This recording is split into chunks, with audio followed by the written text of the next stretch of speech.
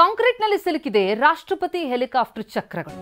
ರಾಷ್ಟ್ರಪತಿ ಮುರ್ಮು ಇದ್ದಂತಹ ಹೆಲಿಕಾಪ್ಟರ್ ಅನ್ನು ಸಿಬ್ಬಂದಿ ತಳ್ಳಿದ್ದಾರೆ.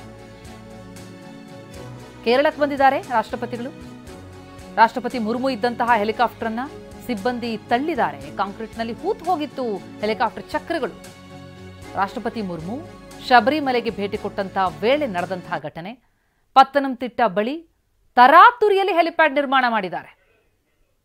ಹೀಗಾಗಿ ಪತ್ತನಂತಿಟ್ಟ ಹೆಲಿಪ್ಯಾಡ್ನಲ್ಲಿ ಹೆಲಿಕಾಪ್ಟರ್ನ ಎರಡು ಚಕ್ರಗಳು ಸಿಲುಕಿ ಪರದಾಡಿವೆ. ಹೀಗಾಗಿ ಅದನ್ನು ತಳ್ಳಬೇಕಾಯಿತು. ಹೆಲಿಕಾಪ್ಟರ್ನ ಮುಂದೆ ತಳ್ಳಿದ್ದಾರೆ ಯೋಧರು ಮತ್ತು ಪೊಲೀಸರು. ನಾವೀಗ ಆ ದೃಶ್ಯಗಳನ್ನು ಕೂಡ ನೋಡಬಹುದು. ತರಾತುರಿಯಲ್ಲಿ ಹೆಲಿಪ್ಯಾಡ್ ನಿರ್ಮಾಣ ಮಾಡಿದ್ದು ಈ ಸಮಸ್ಯೆ ಕಾರಣ ಆಯಿತು. ರಾಷ್ಟ್ರಪತಿ ಮುರ್ಮು ಶಬರಿಮಲೆಗೆ ಭೇಟಿ ಕೊಟ್ಟಿದ್ದಂತಹ ಸಂದರ್ಭದಲ್ಲಿ ಆದಂತಹ ಘಟನೆ.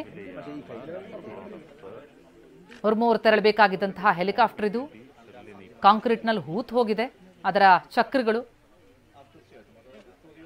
ಕಾರನ್ನೆಲ್ಲ ತಳ್ಳೋದು ನೋಡಿರ್ತೀರಿ, ಈಗ ಹೆಲಿಕಾಪ್ಟರ್ ಕೂಡ ತಳ್ತಾ ಇದ್ದಾರೆ. ಅಂದ್ರೆ ಇದಕ್ಕೆಲ್ಲ ಏನ್ ಕಾರಣ ಅಂತ ಗಮನಿಸ್ತಾ ಹೋದ್ರೆ, ಪತ್ತನಂತಿಟ್ಟ ಬಳಿ ತರಾತುರಿಯಲ್ಲಿ ಹೆಲಿಪ್ಯಾಡ್ ನಿರ್ಮಾಣ ಮಾಡಿದ್ದಾರೆ. ರಾಷ್ಟ್ರಪತಿಗಳು ಬರ್ತಿದ್ದಾರೆ ಅಂತ ವ್ಯವಸ್ಥೆಯನ್ನ ಗಮನಿಸಿಲ್ವೋ, ಎಲ್ಲಿ ಏನು ಲೋಪ ಆಯ್ತೋ, ಒಟ್ಟು ಅದರ ಚಕ್ರಗಳು ಸಿಲುಕಿಬಿಟ್ಟಿವೆ.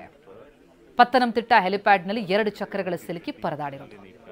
ಹೀಗಾಗಿ ಯೋಧರು ಪೊಲೀಸರು ಹೆಲಿಕಾಪ್ಟರ್ನ ಮುಂದೆ ತಳ್ಳಿದ್ದಾರೆ. ಜೊತೆಗೆ ದ್ರೌಪದಿ ಮುರ್ಮು ಅವರು ರಸ್ತೆ ಮಾರ್ಗವಾಗಿ ಪಂಬಾ ಕಡೆಗೆ ಪ್ರಯಾಣ ಬೆಳೆಸಿದ್ದಾರೆ.